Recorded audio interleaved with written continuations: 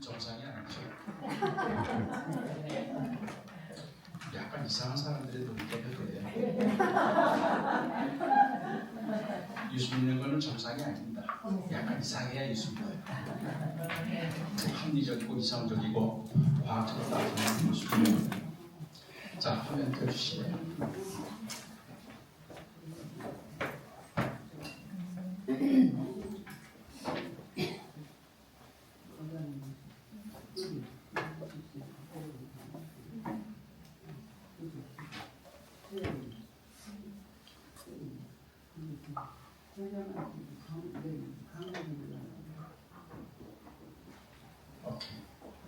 저 슬라이드 쇼로 나갔던 걸 들어보시면 오케이. 1920년대에 동대문 부인병원, 지금 이제 이대 병원의 전신이죠. 그 동대문 부인병원의 원장으로 계시던 슈튜어트 선교사님이, 의료 선교사님이 본국에 보낸 선교 보고서에 이제 그런 내용을 읽었어요. 한 번은 한 30일 가까이 어떤 그 시골에서 더 많은 부자가 믿지도 않는 사람이 왕진을 부탁했다는 거예요. 우리 치료 좀 해달라고. 급한 환자가 있는 줄 알고, 그래서 간호사를 데리고 거기를 갔대요. 그랬더니 환자가 있는 게 아니라 시체가 누워있대요. 이미 죽은 거예요, 환자가. 그래서 슈튜어트 선교사님이 이미 돌아가셨습니다. 숨을 쉴 수 없습니다. 그랬더니 그 양반 주인이 나도 안다. 내 아내가 죽을지 나도 안다. 그래서 당신을 부른 거다. 그래서 당신을 부른 거다. 깜짝 놀랐어. 임종 전에 의사를 불러야지. 어떻게 임종한 다음에 부르냐. 그랬더니 그 사람은 믿지도 않은 사람이에요. 당신 예수 의사 아니냐? 예수님은 죽은 자를 살린다고 나는 내가 들었다. 그러니 당신이 예수를 믿는 의사라면 죽은 사람을 살릴 수 있을 것이야. 그래서 내가 당신을 부르겠다.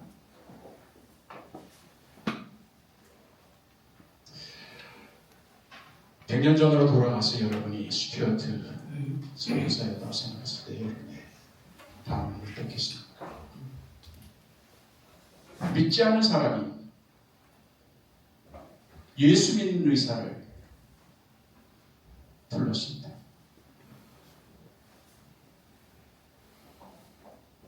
그 믿지 않는 사람이 기대했던 것이 무엇입니까?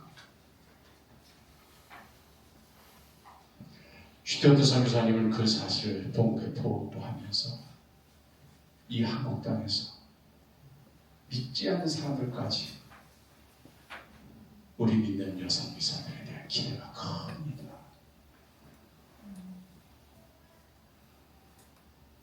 예수를 믿었으면 예수처럼 죽은 자를 살려야 된다는 그런 믿음을 가지고 우리를 부르는 사람들입니다. 그러면서 슈튜어트 선교사님은 누구든 나를 믿으면 죽어도 살겠고 살아서 나를 믿는 자는 영원히 죽지 아니하리라. 이 예수님의 말씀을 인용하면서 이 한국 땅에 와서 조선에 와서 선교하는 우리 기독 의사들은 예수님의 생명을 살리는 사역을 하는 사람들입니다. 일반 의사와 달리 기독 의사에게는 뭔가 더 특별한 사명과 기능이 있다는 것을 그렇게 표현한 것이죠. 죽어도 살겠고 살성 있는 자는 영원히 죽지 않아요. 우리 그걸 영생이라고 표현합니다. 우리가 예수를 믿는 이유는 단 하나입니다. 요한복음 3장 16절에 쓴듯이 누구든 저를 믿으면 멸망치 않고 영생을 얻으리라. 예수를 믿는 이유는, 우리가 기독교라는 종교를 나의 종교로 신앙하는 이유는 죽어서 천당 간다는 것도 아니요, 예수 믿어 복 받는 것도 아니요, 돈 버는 것도 아니요, 오직 영생을 얻으리라. 예수를 믿으면 바로 그 영생을 얻는다는 것이 하나님께서 예수님을 우리에게 보내주신 목적이요 이유가 되는 것이죠. 많은 사람들이 영생을 죽어서 가는 천당의 천국의 생명으로 오해를 하고 있습니다. 물론 그것도 영생입니다. 그러나 만약에 그것이 영생이라면 우리는 영생을 얻기 위해서 다 죽어야 합니다. 그러나 성경 어디에도 너희들 영생을 얻기 위해서 죽어라는 말 없습니다. 믿는 것은 산자의 행위입니다. 살아서 믿으면 그 순간에 영생이 우리에게 임하는 것이죠. 바로 그 영생을 예수 생명이라고 하는 겁니다. 누구든 저를 영접하면, 누구를 예수를 믿으면 그 순간 예수의 생명이 그의 안에 거하게 된다는 것이죠. 이것을 영생이라고 합니다. 그 영생은 무엇과도 바꿀 수 없는 가장 행복한, 바울은 그것을 항상 기뻐하고 쉬지 않고 기도하고 범사에 감사하는 걸로 표현했습니다. 잘 될 때만 감사하고 잘 될 때만 기뻐하는 것이 아니라 안 될 때도 시련과 고난 속에서도 기뻐하고 감사할 수 있는 것은 바로 내 안에 예수가 있기 때문에 일이죠. 그것이 바울이 표현한 영생의 진짜인 것이죠. 슈테어트 선교사는 바로 그것을 이 조선 사람들에게 알려주기 위해서 우리는 이 조선 땅을 찾아왔습니다. 육신의 질병을 고치는 것만이 우리의 사명이 아니라 예수의 생명을 저들에게 부어주는 것이 기도 의사로서 우리의 사명입니다. 영생을 누리는 자가 누릴 수 있는 행복입니다. 바로 마태복음 5장에 나온 8복의 행복인 것이죠. 세상 사람들은 돈이 있어야 행복하다 하지만 예수님은 가난해도 행복하다 합니다. 세상 사람들은 자기가 원하는 대로 해서 웃고 즐기는 것을 행복하게 여기지만 애통하는 자는 복이 있다고 했습니다. 온유한 자는 복이 있고 궁유를 베푸는 자는 복이 있고 평화를 위하여 일하는 자는 복이 있고 심지어 박해를 받는 자는 복이 있다고 했습니다. 이거 세상 사람들이 꿈도 꾸지 못하는 행복이죠. 그러나 예수 생명을 가진 사람들은 그런 가난과 슬픔과 고통 속에서도 행복을 느끼는 거겠죠. 왜? 내 안에 그분이 계시니까. 이것이 바로 영생이죠. 그것이 우리가 예수를 믿는 이유죠.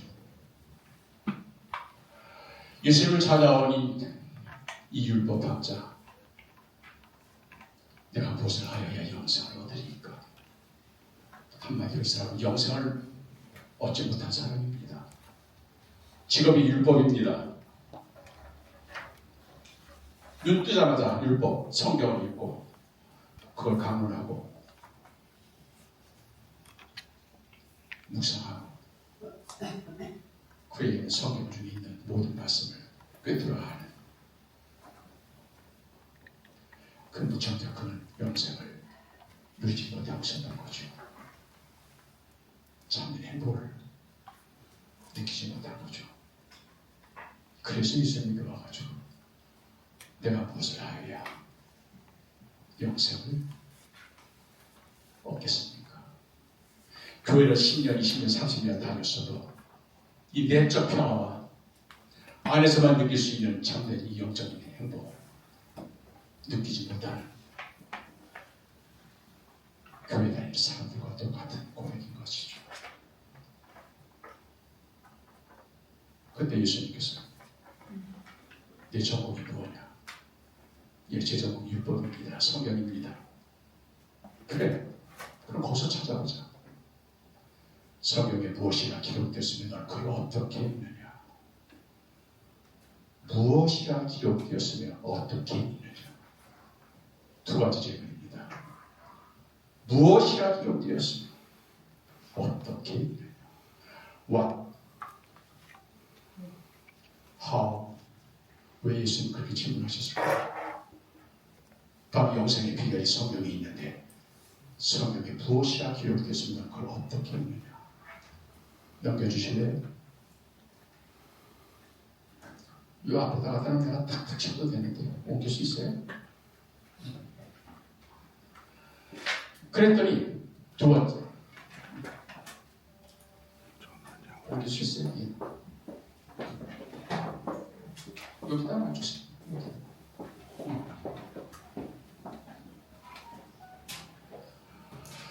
마음을 다하고 뜻을 다하고 힘을 다하여 주 너희 하나님을 사랑하고 또 내 이웃을 내 자식과 같이 사랑하라. 신명기와 레위기에 있는 말씀을 탁 꺼주면서 저희 말하면 평생을 율법을 성경을 가지고 연구했던 사람인데 이것이 가장 핵심이요. 이것이 모세를 통해서 주신 율법의 가장 중요한 내용인 것을 알고 있었습니다. 이것이 무엇이라 기록되었음에 대한 답입니다. 알고 있었다는 얘기예요. 영생의 비결이 뭔지를. 그런데 왜 영생을 누리지 못하고 있을까요? 그 영생의 행복이 왜 그 얘기 없을까요? 잘 될 때는 기뻐요. 잘 될 때는 행복해요. 그런데 안 될 때는 짜증이 나요. 불평이 나와요. 원망이 나와요.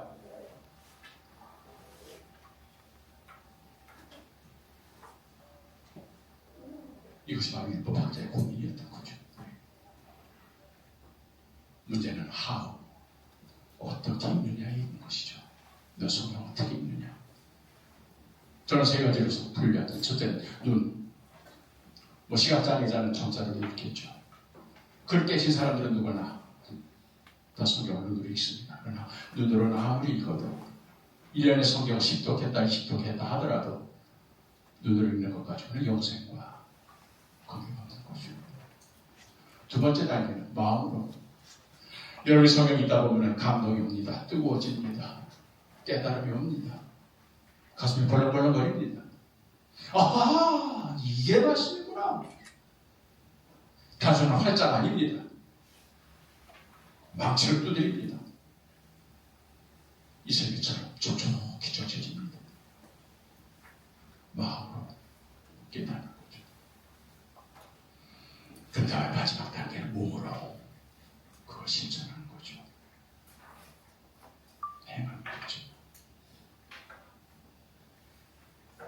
결국 성경을 어떻게 읽느냐? 첫째 눈으로 읽고 마음으로 깨닫고 몸으로 실천한다. 이 3단계를 거쳐야 영생에 이른다는 주님의 말씀인 것이죠. 그런데 바로 이 율법학자는 무엇이라 거기에서 딱 끝쳐버립니다. 어떻게 그 부분에서는 눈으로는 많이 읽었습니다. 뭐 깨달은 거 있을 수도 있죠. 근데 문제는 예수님이 진단하신 겁니다. 행함이 없었던 거죠. 그래서 예수님께서 행하라. 그러면 살리라. Do it and you live. 이 사람 사는 사람일까요? 죽은 사람일까요? 우리에게 두 가지 생명이 있는 거죠. 육적인 생명과 영적인 생명이 있는 거죠. 의사들은 육적인 생명을 연장하고 육적인 질병을 고치는 것이 그 사명입니다. 그러나 기도 의사는 거기에 더하여 영적인 생명을 살리는 것이 기도 의사예요. 사명인 것이죠. 이 율법학자는 육으로는 살았지만 영으로는 죽었었던 거죠. 그 권리들을 행하였던 겁니다. 아는 건 많아요.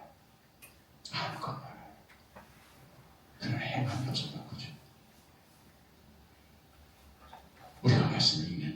궁극적인 이유는 지식을 얻기 위함도 아니요 그 말씀을 행함이 우리가 말씀 읽는 이유를 행하라. 그런 삶이라. 너는 지금 육으로는 살지만 육으로는 살지 못합니다. 슈겨드 선교사님이 이미 죽은 자기 아내를 살려달라고 그 믿지 않는 사람이 자기를 초청했을 때 바로 그에게 필요한 것이 죽었으나 살아나는 영적인 생명, 그게 필요한 것을 그는 알았던 거죠.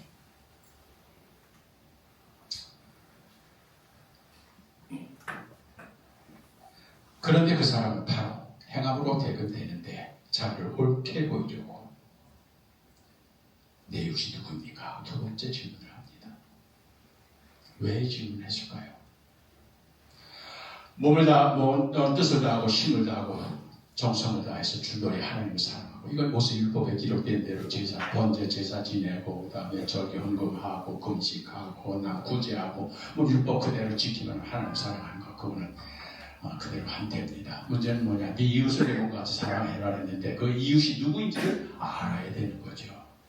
왜냐하면 유대인 전통에서는 이웃과 원수를 구별하는 그것을 엄격하게, 그래서 이웃은 사랑해야 되지만 원수를 미워하라는 것이 율법의 가르침이기 때문에 내 물질을 가지고, 내 시간을 가지고, 내 정성을 가지고 사랑할 대상이 누구인지를 먼저 확인해야 되는 거죠. 그것이 효율성인 거죠.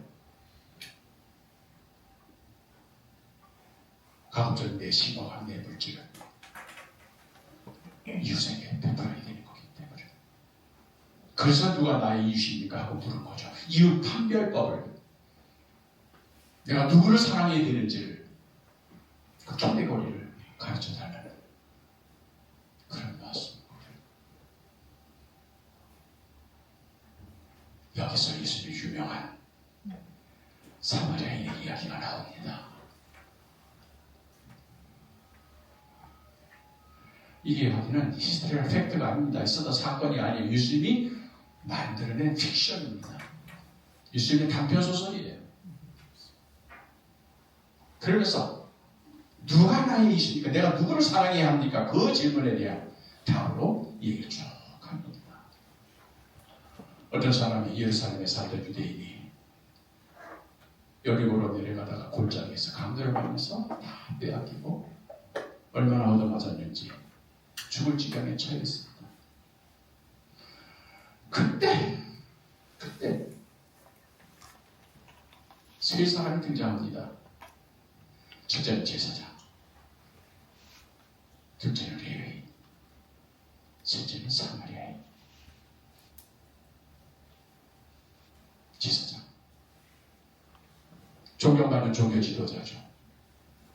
근데 예수님의 이야기 속에 이 제사장 보고 지나가고, saw and test, 그렇게 표현합니다.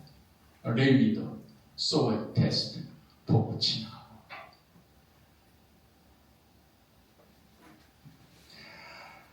저도 나이가 들다 보니까 병원을 자주 가는 형편인데, 진짜 존경스러운 의사 선생님들 보면 1분 단위로 환자를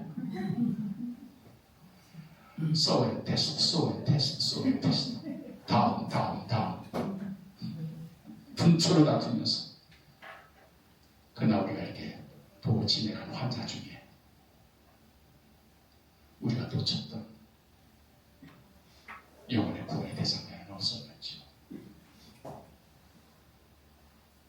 자, 제사장 아래에 소외 테스트 보고 지나갔어요.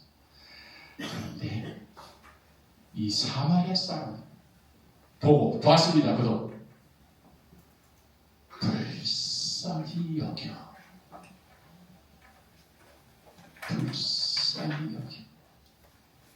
여기서부터 달라진 거죠. 제사장 아래에 보고 지나가고 했습니다. 그런데 사마리아 사람 보고 불쌍히 여겨. 그 불쌍히 여겨가 뭔가요? 이건 예수의 마음입니다. 긍휼히 여겨, 불쌍히 여겨. 이것이 예수의 마음이에요. 우리가 환자를 만날 때 이 마음이 기독선에 가주신 유일한, 그래서 그 사람은 불쌍히 여겨. 이게 바로 마음을 읽었다는 얘기입니다. 마음에 감동이 왔다는 얘기입니다. 가는 길을 멈추고 여행 계획을 바꾸고 그 사람에게 내려가서 응급조치가 했죠. 이 사마리아인의 이야기를 쓴, 이거는 사복음서 가운데 누가복음에만 나옵니다. 누가복음에만 이 내용이 나와요. 누가복음은 여러분 잘 아는 대로 사도 바울의 전속 의사였습니다. 드로아에서 사도 바울이 불치병이 있기 때문에 언제 발작할지 모르는 그런 육체에 가시질병이 있었기 때문에, 그래서 드로아에서부터 로마에서 순교할 때까지 그의 수행의사처럼 그의 전속 의사로 동행했던 게 바로 누가입니다. 그것이 바로 누가복음이에요. 그리고 사도행전이에요. 그렇기 때문에 누가복음이나 사도행전은 치유에 대한 얘기가 의사의 관점에서 다른 복음서에 보다 자세하게 나옵니다. 그렇기 때문에 의료인의 복음서라고 얘기합니다. 누가복음서. 그렇기 때문에 그 환자를 구출하는 모든 과정도 일단 응급조치를 해서 포도주와 기름으로 그 상처를 쌓아내고, 그래서 응급조치를 한 다음에 자기 짐승에 태워 앰뷸런스에 태우는 거죠. 그리고 여관으로, 옛날 여관은 우리나라도 그렇습니다. 강의원 무슨 원자로 끝나는 데는 다 나라에서 세운 여관도 있지만 그게 바로 정병 환자, 지역 환자들을 치료하는 의료 기술, 의료 시설이었죠. 그리고 옮긴 겁니다. 그리고 하룻밤을 같이 그 사람을 지켜본 겁니다. 자기 계획이 있었음에도 불구하고. 왜 그랬을까요? 이걸 생명의 사역이기 때문입니다. 우리가 하는 사역은 생명 사역이기 때문에 돈벌이가 아니죠. 생명을 다루는 가장 소중한. 그래서 위기 상황을 극복하고 그 이튿날 이제 살아난다 판단이 되니까 자기 계획대로 미뤘던 계획을 떠나서 2 데나리온을 맡깁니다. 주인에게. 왜 2 데나리온일까요? 한 데나리온은 성인 남자 한 사람 하루 일당입니다. 이틀만 받아라는 거예요. 4월째는 내가 돌아오겠습니다. 주님의 부활을 얘기하는 겁니다. 퍼펙트하게, 완벽하게 이 사마리아인은 보고 지나간 것이 아니라 보고 불쌍히 여겨 자기 계획을 바꾸고 그를 치료해서 살려낸 겁니다. 몸으로. 왜 예수님께서 이 얘기를 했을까요? 예수님을 찾아왔던 이 율법학자는 누가 봐도 구원이 1순위입니다. 영생을 얻을 수 있는 제일 가장 확률이 높은. 근데 오히려 그는 영생을 얻지 못했습니다. 왜요? 읽는 성경 읽는 방법에서 몸으로 행하는 실천이 없었기 때문인 거죠. 근데 이 사마리아 사람은 눈으로 읽고 마음으로 느끼고 몸으로 실천을 했습니다. 이 3사람 가운데 누가 이 강도 만난 사람이 유시되었느냐 질문하시지만 사실 그게 아닙니다. 내가 보기에 이 3사람 가운데 누가 영생을 얻었느냐. 성경에 대해서 많이 아는 그런 제사장이 나를 위해 있느냐, 아니면 성경의 성자도 모르는, 성경을 한 번도 읽어본 적이 없는 이 사마리아 사람, 이 사람이 영생을 얻었겠느냐. 천국은 예수님을 부르는 자에게 주어진 것이 아닙니다. 마지막 날 많은 사람들이 제가 주님의 이름으로 이런 일도 하고 저런 일도 하고 봉사도 많이 하고 여러 가지 사역을 하고 귀신도 내쫓고 나는 너를 모른다 하리라. 천국은 말씀을 듣는 자의 것이 아니라 말씀을 행하는 자의 것이 아멘. 결국 율법 박제에게 마지막으로 던진 질문이 그것입니다. 이 세상 가운데 누가 영생을 얻었겠는가? 그런데 이 사람은 사마리아 사람이 하지 못했습니다. 왜 그랬을까요? 그러면서 결국 애둘러가지고 강도 만난 자의 이웃이 되겠느냐 이렇게 얘기를 했어요. 그랬더니 자비를 베푼 자입니다. 이렇게 대답을 했어요. 왜 이런 말씀을 하셨을까요?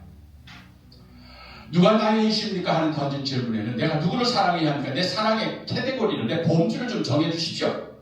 물질을 내가 할 수 있는 이런 것을 그렇게 해서 원수와 이웃을 다 구별할 수 있는 그런 판단 기준이 뭔지 좀 가르쳐 주십시오. 아마 이렇게 질문했을 겁니다. 그러나 예수님은 거기에 대한 질문을 한 게 아닙니다. 여러분도 알다시피 유대인과 사마리아는 원수지간입니다. 만나기만 하면 싸웁니다.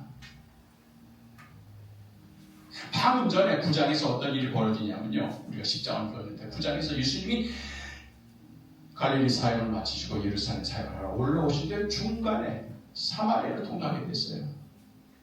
정통 유대교인들은 사마리아 사람과 상종도 안 합니다. 사마리아 사람들의 땅을 받기도 싫어요. 그래서 요단강으로 애둘러가지고 사마리아 사람 안 만나라고.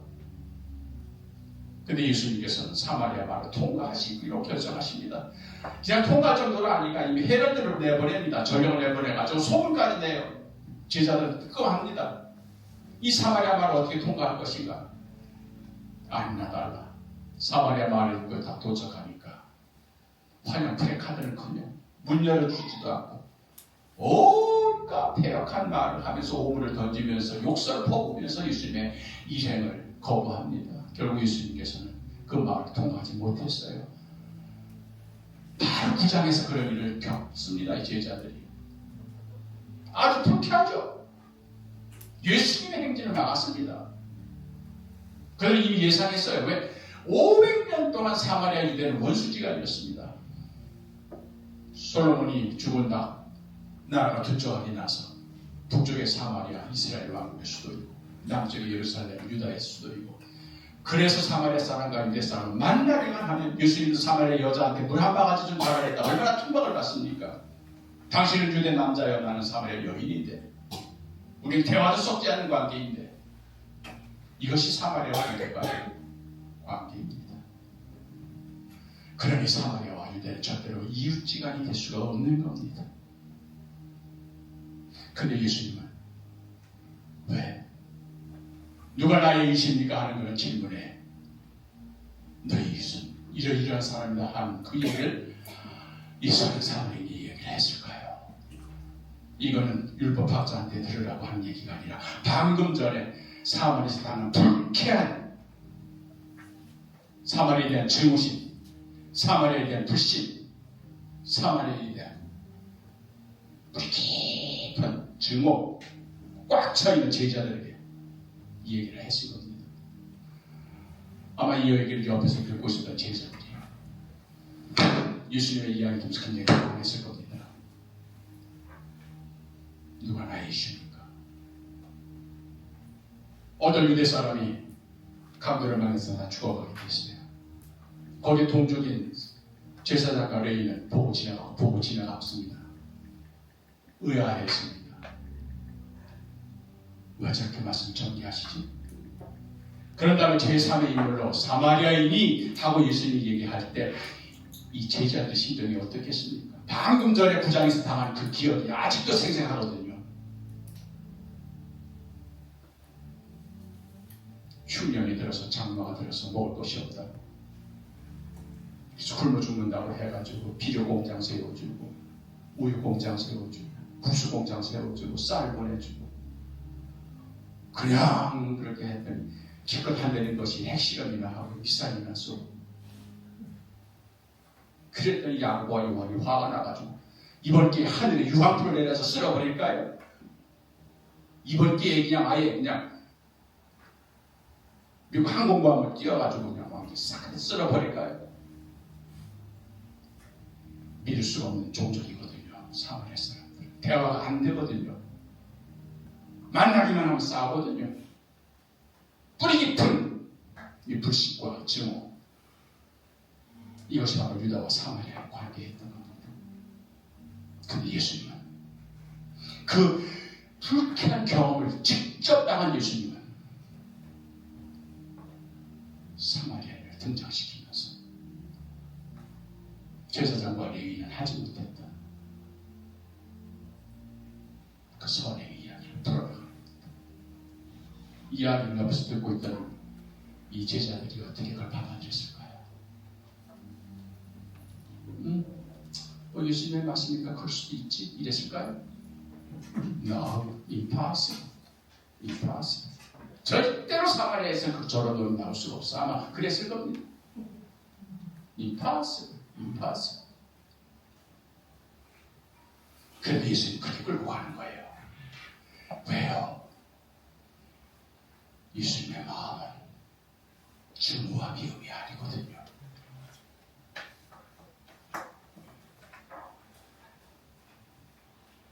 폭력과 분열이 아니거든요. 예수의 마음은 오른밥을 맞으면 왼편을 돌려야 되는 거거든요. 원수가 주는 먹것을 주는 것이 예수의 마음이거든요. 그러면서 결국 사마리아 그 사람은 그런 선행의 주인공으로 예수님이 이야기를 끌고 가는 겁니다.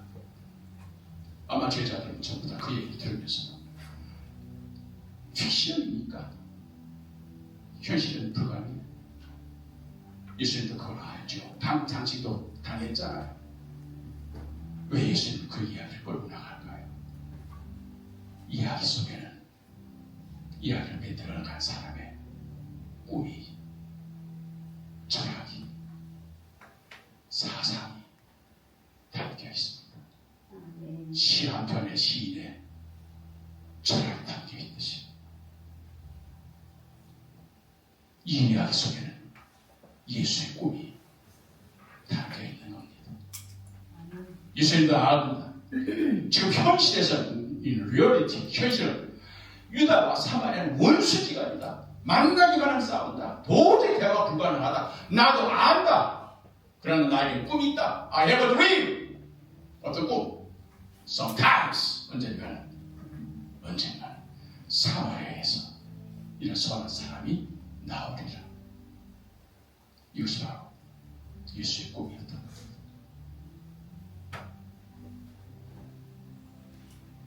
꿈은 이루어집니다. 더군다나 예수의 꿈은 반드시 이루어집니다. 그리고 난 다음에 17장에 보면 루가복음 11장에 보면 거기서 예수님이 갈릴리와 사마리아 사이를 지나가시는데 거기에 10명의 한센병 환자를 만납니다. 똑같이 10명의 한센병 환자들, 거긴 유대인도 있고 갈릴리 사람도 있고 사마리아 사람들도 섞여 삽니다. 그 병에 걸리기 전까지는 사는 마을이 달랐지만 그 병에 걸린 다음부터는 그들은 벽을 넘어서 한 곳에 동굴 속에서 공동묘지에서 함께 삽니다. 그 사람 예수님을 향하여 외칩니다. 우리를 불쌍히 여기소서. 불쌍히 여기소서. 키에레소 불쌍히 여기소서. 이것이 예수님께 접근할 수 있는, 주님의 은총을 받을 수 있는 유일한 우리의 기도입니다. 우리를 불쌍히 여기소서. 너희들이 원하는 게 뭐냐? 낫기를 원합니다. 구약의 율법대로 제사장에 가서 보이라. 가다가 벽을 다 놨습니다. 가다가 10명이 다 고침을 받았습니다. 그런데 그 중에 한 사람만 돌아왔습니다. 그 중에 한 사람만. 그 한 사람이 사마리아 사람이라. 그 한 사람 사마리아 사람. 얼마나 예수님이 그 상황에서 흥분했는지. 봐라! 제자들이 하시는 말씀입니다. 봐라! 똑같이 10명이 치료받지 않았느냐? 고침을 받지 않았느냐? 그런데 너희들이 그렇게 자랑스러워하던 너희 동족인 유다인과 갈릴리 사람 다 어디 갔느냐? 그리고 너희들이 구원받지 못할 종족이라고 깔보고 무시하고 저주했던 이 사마리아 사람이 돌아오지 않았느냐? 편견과 선입견이 장벽이었다는 겁니다. 저 사람은 구원받지 못해. 저 사람들과 대화가 안 돼. 아예 애시당초 선을 긋고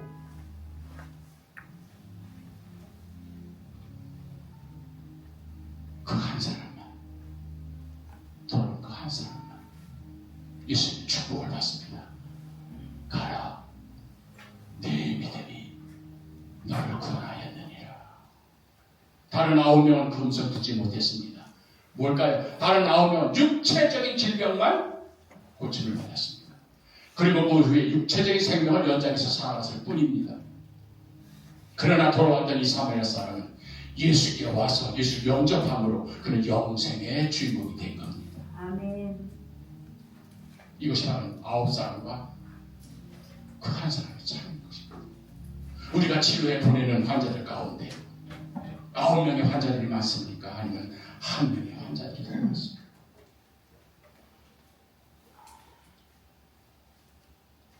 이것이 바로 영생을 얻은 사마리아인이 된 겁니다. 이 사람은 사마리아 마을로 돌아가서 동네 사람들이 물으면 당신 어떻게 살았어? 예수님이 고쳐주셨어. 앞으로 어떻게 살 거야? 예수님처럼 살 거야. 앞으로 누굴 위해서 살 거야? 예수님 위해서 살 거야. 예수 생명이 들어가 있는 겁니다. 그래서 우리는 그걸 영생이라고 하는 겁니다. 예수님의 꿈이 이루어진 겁니다. 그래서 사마리아에 구원의 복음이 들어가서 나중에 사도들이 사마리아 마을에 복음 전하러 갔을 때 이미 예수 믿는 사람들이 거기에 있었던 것입니다. 꿈은 이루어집니다. 이것이 바로 사마리아인의 이야기입니다.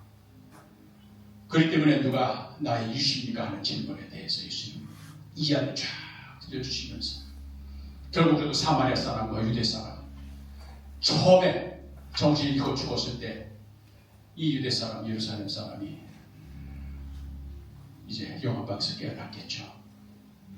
자기는 맞아 죽는 줄 알았는데 이제 더 이상 사람을 희망이 없었는데 영화방에서 깨어났습니다. 영화방 주인에게 물었겠죠. 내가 어떻게 해서 살아났습니까? 영화방 주인은 아는 대로 얘기했겠죠.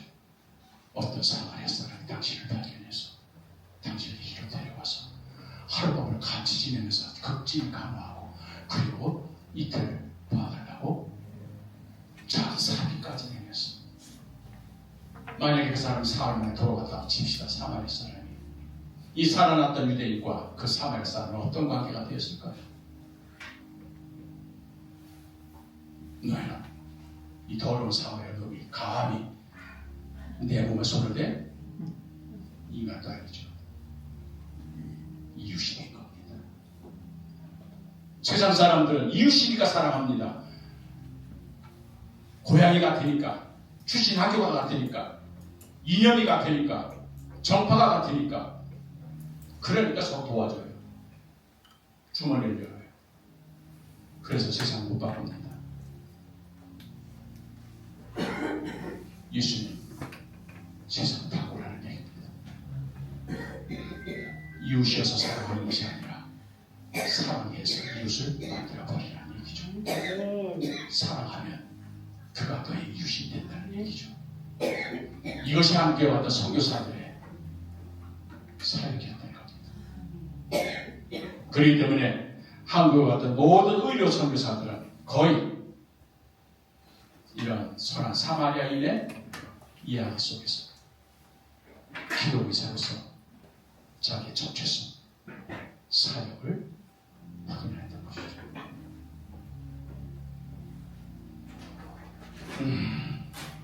회장님, 벌써 끝낼까요? 조금 더 해요? 네, 조금 더 하겠습니다. 스크린터에도 좀 더 얘기해 주세요. 예, 알겠습니다. 제가 한국에 어떤 선교사 하게 되면 흔히만 온도도 아펜셀러 둘을 제일 많이 하는데 사실 그 해에 의사 2명이 더 옵니다. 감리교사로서 스크랜튼, 장로교사로서 헤롯, 두 분이 더 와요. 그러니까 고종 황제가 미국 선교사를 받아들이는 조건이 학교와 병원 두 가지로 한정을 했어요. 아직 교회는 나중에 하나. 그렇게 해서 병원 할 사람, 그래서 장로교 선교부나 감리교 선교부나 병원 할 사람들과 학교 할 사람으로 선발해 봅니다. 그러니까 학교를 할 사람들은요, 신학교 출신 목사는 다 할 수 있어요. 굳이 뭐가 교사 자격증이 없으니까. 그래서 이제 아펜젤럼에 들어와서 대제학당을 하고, 원도들은 들어와서 고아원 학당을 했는데 그게 나중에 경신대학 연세로 발전하죠. 의사는 면허증이 있어야 되는 사람이에요. 그렇게 해서 감리교는 스크랜턴, 장로교는 알렌과 헤롯. 그래서 나눠서 부릅니다. 올해가 140주년이 되는 해예요. 개신교 선교사들이 정책해가지고. 그래서 4월 5일 부활주일에 아펜젤러 어도드가 인천 앞바다에 같이 오고, 그 다음에 한 달 후에 5월 달에 이제 스크랜턴이 서울 정동까지 들어와요. 그렇게 해서 이제 정동에서 스크랜턴이 시작하는데, 이 스크랜턴의 고향이 바로 뉴헤이븐입니다. 그래서 거기 뉴헤이븐에 보면 스크랜턴 이 생가가 지금 바뀌었지만 스크랜턴 가문 굉장히 유명한 가문입니다. 스크랜턴의 할아버지가 이 독립전쟁 때 영웅이었어요. 그래서 시의원까지 지내신 그런 분이에요. 그리고 스크랜턴의 아버지는 사업가였습니다. 큰 사업을 하던. 그러니까 뉴헤이븐이라고 하는 예일대학 캠퍼스 타운입니다. 예일대학을 끼고 조성된 데가 바로 뉴헤이븐이에요. 예일대학. 그렇게 해서 거기 존스 홉킨스 대학, 그 예일대학 들어가기 위해서 중고등학교 가서 공부하는 데가 인류입니다. 거기에 들어갑니다. 중학교 다닐 때 아버지가 죽어요. 스크랜턴은. 그래서 어머니가 혼자 37세에 미만이 되어가지고 아들 하나를 키웁니다. 그래서 그 아들을 이제 예일대학 문과대학을 입학시켜요. 최고 명문이죠. 하버드 다음은 예일이니까. 그리고 나서 뉴욕에 있는 컬럼비아 의과대학, 그 영국 여왕이 지어준, 지금도 뉴욕 다운타운 제일 큰 병원입니다. 이게 컬럼비아 의과대학을 입학을 시켜요. 그렇게 된 다음에 이제 졸업을 하고 클리블랜드에 있는 거기서 이제 개업을 합니다. 스크랜턴이. 그러니까 이제 30대 중반에 홀몸이 돼가지고 외아들을 명문대학을 졸업하고 의사를 만들어서 클리블랜드에 이제 개업을 해가지고 이제 1년이 되었을 때입니다. 그러면 이제는 좀 더 사실 남편 먼저 잃고 아들이 그렇게 성공했으니까 편할 수가 되겠는데, 그 무렵에 이제 한국에 고종 황제께서 병원하고 학교에서 좋다고 하는 허락을 내립니다. 84년도에 6월 달에. 그러니까 그때부터 이제는 미국 감리교나 미국 장로교에서 이 의사, 그 다음에 학교할 사람들을 선발하는 거죠. 그러니까 아까도 말씀드렸지만 학교할 선교사들은 뭐 신학교 졸업한 사람 다 보낼 수 있으니까 쉬운데 의사를 구하기가 어려운 거예요. 1880년대 미국 사회에서도 의사가 되기가 엄청 어려웠거든요. 그런데 이 어머니 스크랜턴 여사는 목사님의 따님이었습니다. 그래서 해외 선교에 대해서 늘 관심이 많았던 분이에요. 메어리 플래처 스크랜턴. 나중에 이분이 이화학당 선교하신 분입니다. 그래서 이분이 늘 해외 선교, 그런 기도회 모임에 늘 다니면서 헌금도 하고 기도도 하는 분이에요. 그 뉴욕 선교본부에서 저 클리블랜드에 메어리 플래처 스크랜턴 부인이라는 분이 있는데 그 아들이 의사래더라. 그러니까 그 어머니가 이렇게 해외 선교에 관심이 많으니 그 아들이 혹시 한국에 조선에 의료 선교사로 나갈 수 있을지 모르겠다 해가지고 선교부 본부 관계자가 클리블랜드를 방문합니다. 그때 이제 어머니 스크랜턴도 외출 중이고 아들 스크랜턴도 외출 중이었어요. 며느리 스크랜턴, 루이암스라고 하는 며느리가 맞이했는데 며느리한테 얘기한 거예요. 그 선교부 관계자가. 그러면서 지금 조선이라는 나라가 이제 큰 문호를 개방해서 선교사를 받아들이는 나라인데 아시아에서 제일 늦게 문호를 개방한 나라다. 그 나라에 당신 남편의 의상이 거기 가서 의료 선교하는 게 어떻게 생각했냐. 당신도 같이 가야 되니까. 그때는 이런 제안에 거부했답니다. 그 며느리 회고록에 보면 우리는 선교비 내는 걸로 만족합니다. 그 위험한 나라. 그 조그만 나라에 왜 우리가 갑니까? 알았습니다 하고 성교부 관계가 돌아갔대요. 그런데 그 일이 있던 다음에 한 달 동안 그 집에 우환이 생깁니다. 항상 역사는 그렇게 되게 있어요. 아들 스크랜턴이 아픕니다. 1살짜리 딸, 소년딸이 아파요. 그래가지고 어머니 스크랜턴은 아들 스크랜턴을 간호하고 며느리 스크랜턴은 자기 딸, 소년딸을 간호하게 된 거예요. 그런 다음에 한 달 후에 병에서 회복이 됩니다. 그런 다음에 이제 아들 스크랜턴이 회복된 다음에 거기가 에리호 호반 근처거든요. 캐나다 국경. 그리고 거기 쭉 드라이브를 간다는 거예요. 그래가지고 차 안에서 자기 아내한테 이제 회복된 다음에 한 달 후에 회복된다는 얘기예요. 그러면서 지난 한 달 동안 내가 병상에서 결심한 게 있다는 거예요. 뭐냐? 아프리카만 아니라면 아프리카는 말라리아 때문에 너무 힘들어요. 아프리카만 아니면 하나님 나라 어디를 보내시든 내가 해외 선교고 의료 선교사로 나가겠다. 이 한 달 후에 얘기해요. 그랬더니 이제 차 안에서 가만히 듣고 있던 부인이 당신의 뼈를 묻는 곳에 나의 뼈도 묻겠습니다. 동의해 준 거예요. 근데 자기도 이제 자기 딸 간호하면서 바뀐 거죠. 왜 우리 집안에 이런 우환이 생겼을까? 약해졌을 때 골매가 오는 거거든요. 그러니까 이 대목에서 어머니 메어리 플레저 스크랜턴이 아들 윌리엄 스크랜턴을 간호하면서 병상에서 뭔 얘기를 했을까? 뉴욕에서 왔던 선교본부 관계자가 조선이라는 나라에 의사가 필요하다는데 거기서 보냈다는 그 얘기가. 그래서 내가 이 미국 땅에서 의사로서 성공할 수도 있겠지만 저 조선이라는 나라는 아직 선교사 한 명도 들어가지도 않았다는데 거기 한번 들어가서 우리가 선교 사역을 하는 게 어떻겠는가. 그때 어머니 나이가 54세예요. 이제 고생해서 아들 키워가지고 명문대학 나와가지고 의사가 됐으면 이제는 좀 행복하게 손녀 손자들 보면서 살 수 있는 그런 나이인데도 오히려 이 어머니는 아들을 설득해서 선교사로 나갈 수 있도록. 이게 어머니예요. 윌리엄은 굉장히 효자였습니다. 그래서 10월 달에 선교 지원을 합니다. 그렇게 해서 아들 레오가 가게 반을 보내는 걸로 끝나라 했는데 뉴욕에 있는 해외 여성교부 본부에서 조선은 제일 늦게 아시아에서 개방한 나라인데 거기가 굉장히 여성이 열악하고 여성들이 무시당하고 억압당하고 되더라. 그러니 이번엔 남자들만 보내지 말고 여자 선교사도 같이 보내서 여성 선교도 같이 하자. 그래서 해외 선교본부, 여성 선교본부에서 어머니 스크랜턴에게 당신도 좀 같이 가라. 내 나이가 벌써 54세인데 젊은 20대를 보내야지. 그때 54세면 지금 70대거든요. 그랬더니 선교 관계자가 문만 열어라. 개청만 해달라. 그러면 젊은 선교사 보내겠다. 그렇게 해서 결국 이 스크랜턴 일가 3명이 한국에 들어오게 되는 겁니다. 어머니, 아들 내외, 그리고 소녀딸. 그리고 이제 아펜젤을 오게 되는 거죠. 그렇게 해서 여러분도 잘 아는 대로 이제 아펜젤은 배제학당을 바로 시작합니다. 정동에서. 그리고 아들 윌리엄은 바로 지금 정동교회 문화재 예배당이 있는 그 자리에 붉은 벽돌 예배당. 거기서 병원을 시작해요. 그걸 시병원이라고 합니다. 그리고 담 넘어 이화. 거기서 이제 어머니 스크랜턴이 거기에 초가집들 12채를 사서 헐고 거기에 이화학당 여자학교를 세운 거죠. 그래서 감리교는 이제 병원과 남자학교, 여자학교가 동시에 정립해서 시작되는 겁니다.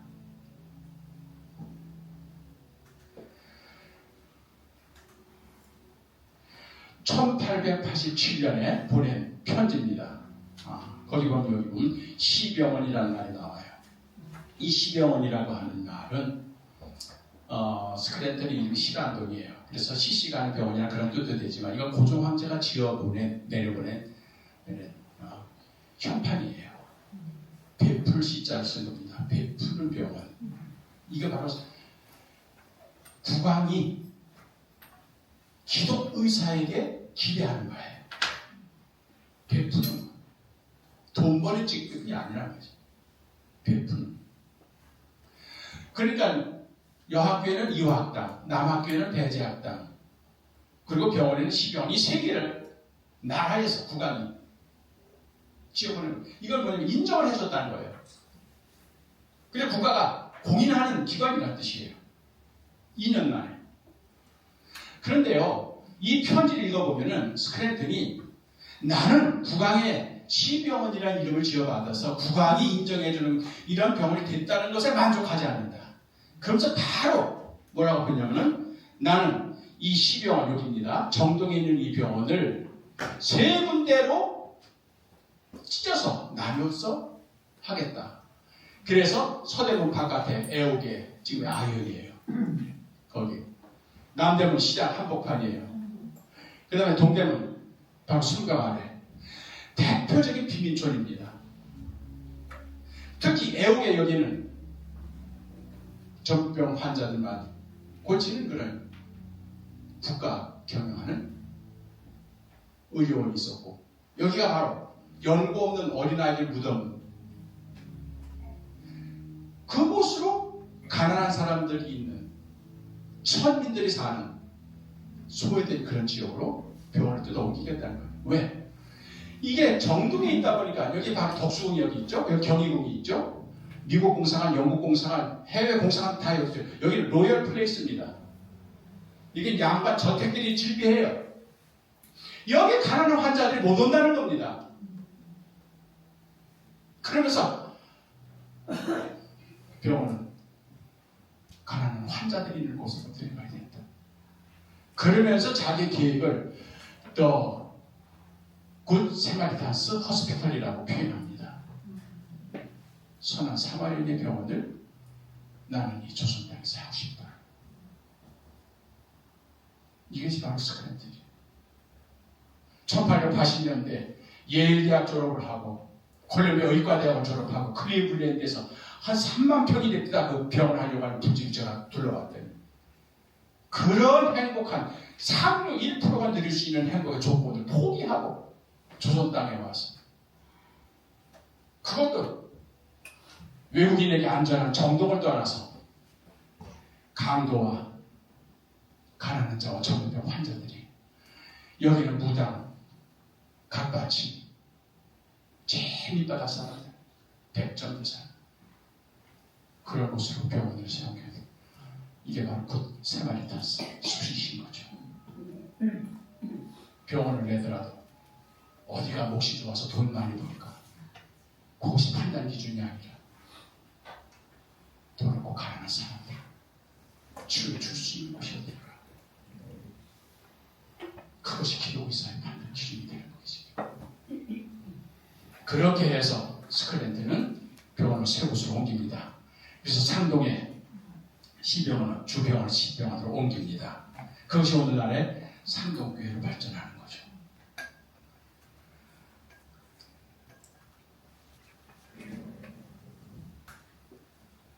그 다음에 이제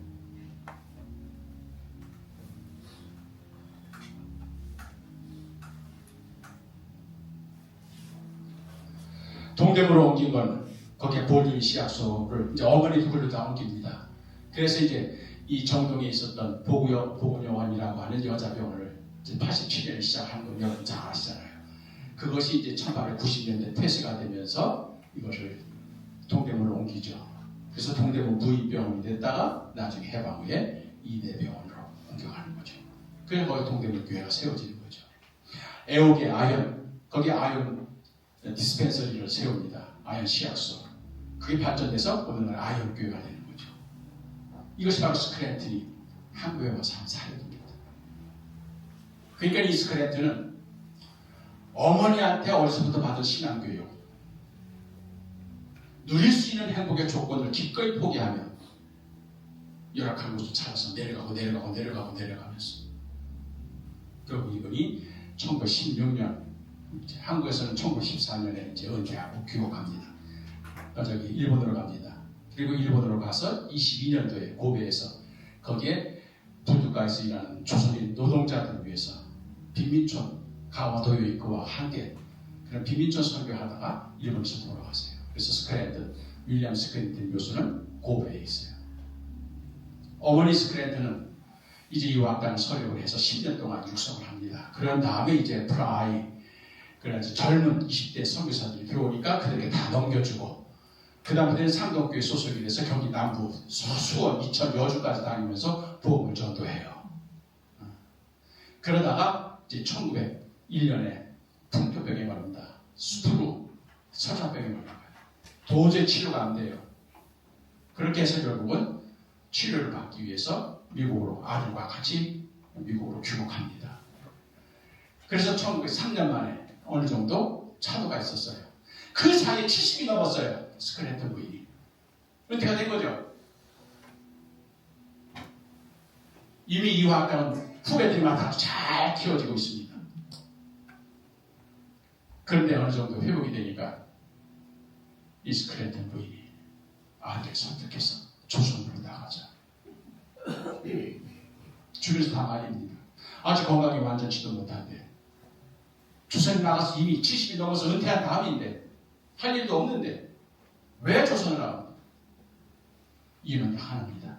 거기가 내가 죽을 자리다. 난 거기서 죽어야 된다.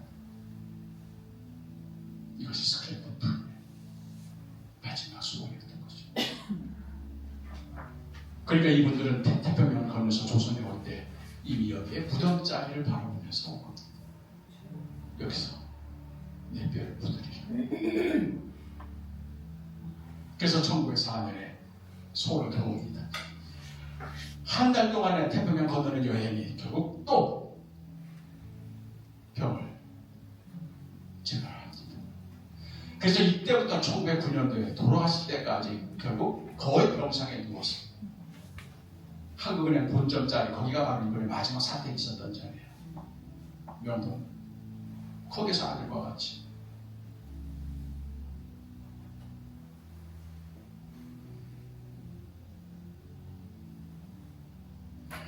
(1905년에) 조금 건강이 회복이 됐습니다.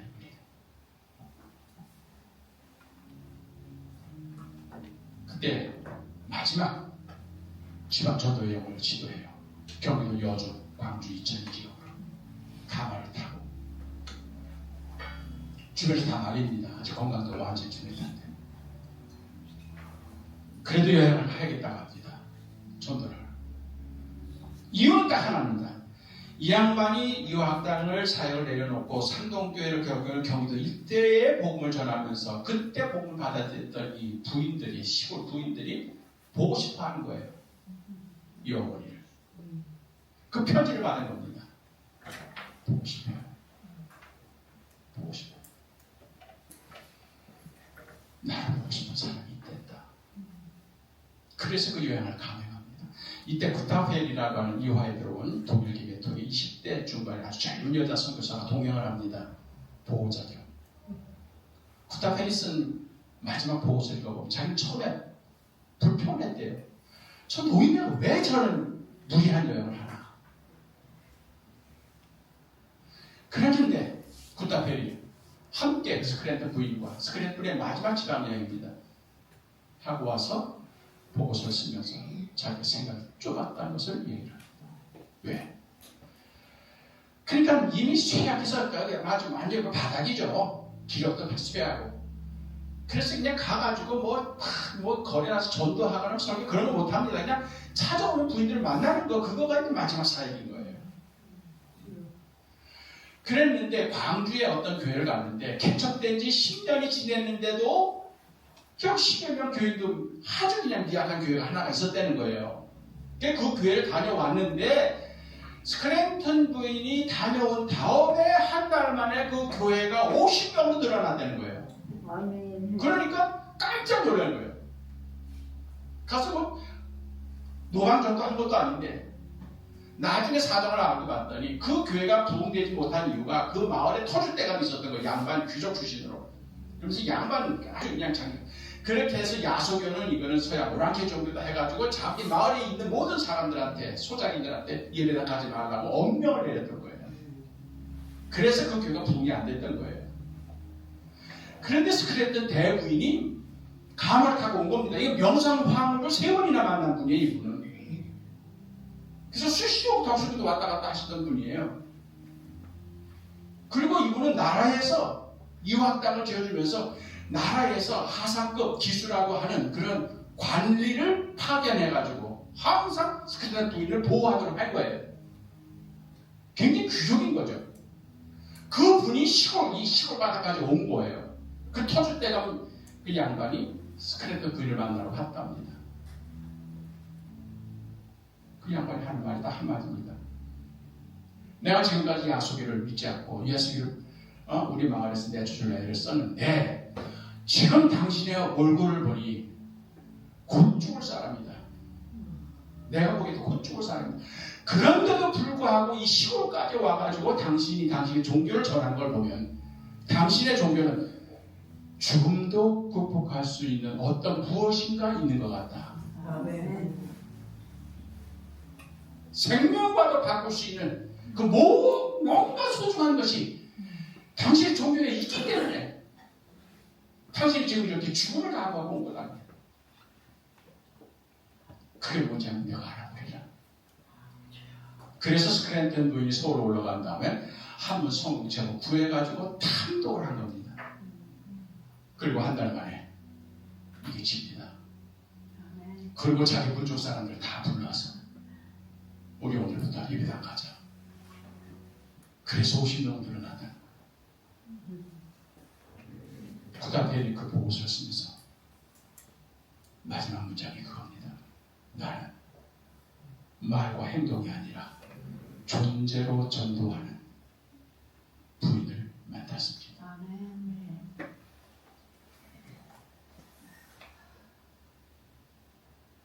여러분의 존재가 환자들에게 희망인 겁니다. 여러분들을 만난다는 사실 하나. 그들의 생명에 대한 희망을 얻는 거죠. 결국 1909년에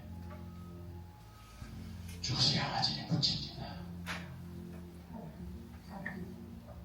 스크레타 부인이 엄마가.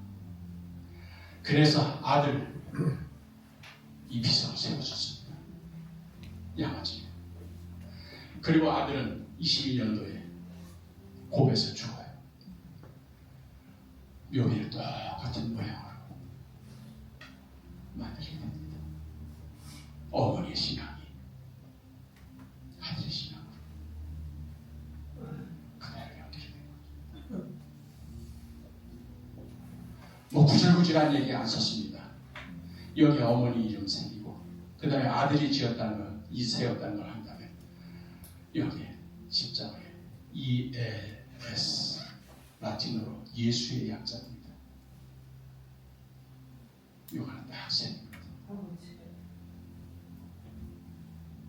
아들 보기에 어머니 스크레탄 부인 30대 중반에 홀몸이 돼서 아들 하나 명문대학 졸업시켜 의사가 되었습니다. 아낌없이 그 행복의 조건을 포기하고 조선 땅으로 그래서 거기는 내가 죽을 곳이야. 결국 그 말씀을 조선에서 생을 끝냈던 자기 어머니 그 어머니 예수 외에는 설명할 수 없는 우리 어머니 심장에는 예수가 있었습니다. 예수의 사랑, 예수의 마음, 예수의 손길이 할 곳에 우리 어머님을 설명할 수